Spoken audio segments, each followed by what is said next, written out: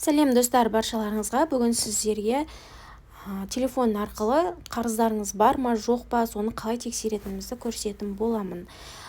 Алдымен менің арнама тіркеліп, лайк басып, комментарий жазып, қолдап кеттіңіздер. Алда сіздермен көптеген пайдалы видеолар бөлісетін боламын.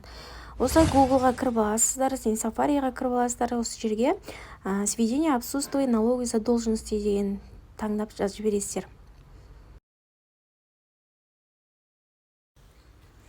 Әрі қарай ең бірінші шыққан сведения отсутствия наличия задолженности деген бөлімге кіресіздер.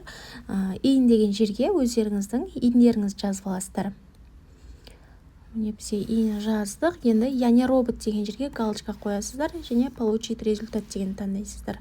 Осы жерде сіздерде барлық қарыздарыңыз шығып тұрады.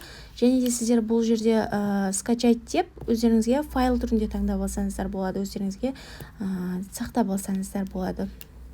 Бүткіл налогтағы қарыздарыңыздың, ипыңыздағы қарыздарыңыздың барлығы осы жерде шығып тұрады.